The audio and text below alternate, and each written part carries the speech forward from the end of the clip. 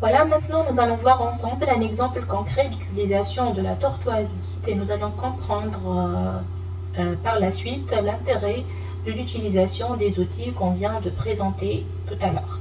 Donc, je vais prendre ce projet intitulé Gestion étudiant comme exemple.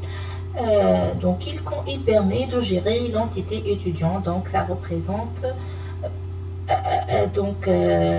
un module relatif à un étudiant qui contient un certain nombre de fonctionnalités de base et fonctionnalités avancées et ainsi de suite. Donc ça ressemble à vos projets.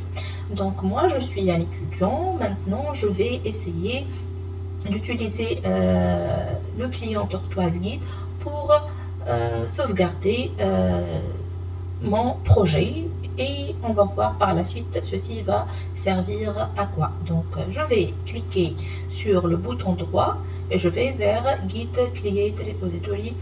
Je clique OK et je reviens, je clique encore une fois par le bouton droit. Vous voyez ici l'option a changé, donc je vais cliquer sur Git Commit et je vais là sur cette interface je trouve Not Versioned Files. Donc, il me précise les fichiers qui ne sont pas versionnés et qui existent dans mon projet.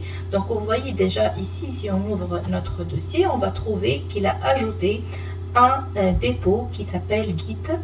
Donc, voilà, un dossier, disons, qui s'appelle Git.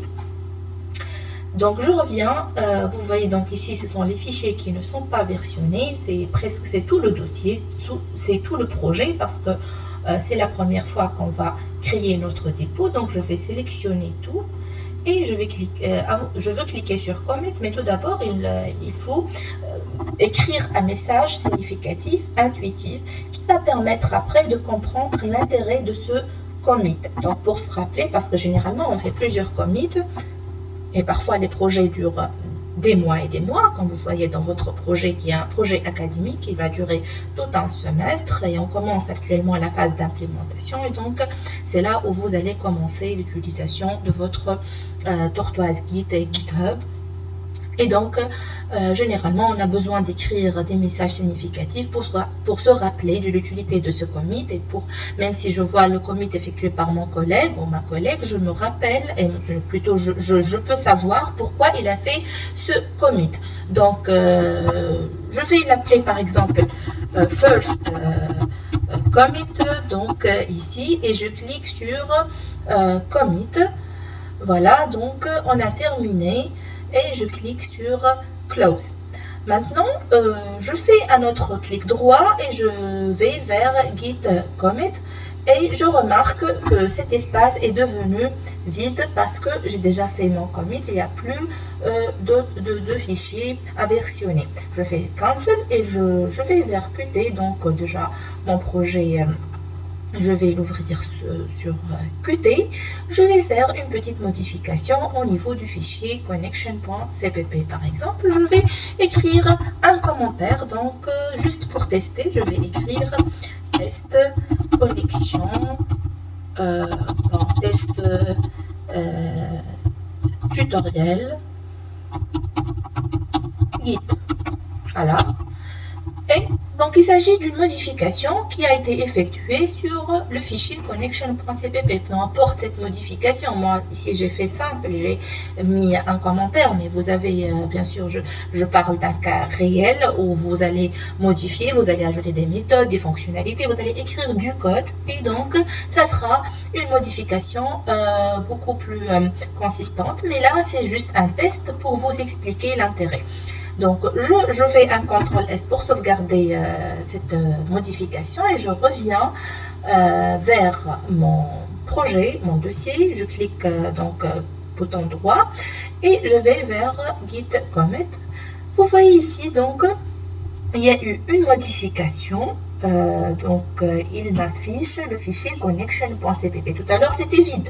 Après avoir ajouté ce commentaire, il m'a affiché cette ligne dans le panneau, dans cet espace qui était vide. Donc, il m'affiche le fichier connection.cpp. Donc, on peut comprendre que la Tortoise Git a su et s'est rendu compte automatiquement de la modification que j'ai effectuée au niveau de mon projet sur Qt. Donc c'est très intelligent pour nous, c'est très important, ça permet de nous aider. Donc il est en train, donc cette tortoise, il est en train, ce client, il est en train de suivre l'amélioration et les changements effectués. Donc là, je vais écrire un message pour me rappeler de l'intérêt de ce commit. Par exemple, je vais mettre test tutoriel. Donc, j'ai fait cette modification tutoriel git. Je vais mettre test 1 pour se rappeler de ce commit. Donc, l'intérêt de ce commit, c'est de voir le résultat du premier test relatif au tutoriel git. Et je clique sur commit. Voilà, j'ai terminé. Je clique sur close. Si je reviens une autre fois vers git commit, donc vous voyez, l'espace est devenu vide encore une fois. Donc voilà, maintenant nous avons terminé pour la partie donc locale, la tortoise. Maintenant, nous allons voir comment on va utiliser GitHub pour partager. Donc moi, j'ai fait des modifications sur ma machine. Je veux que ces modifications soient prises en considération sur GitHub.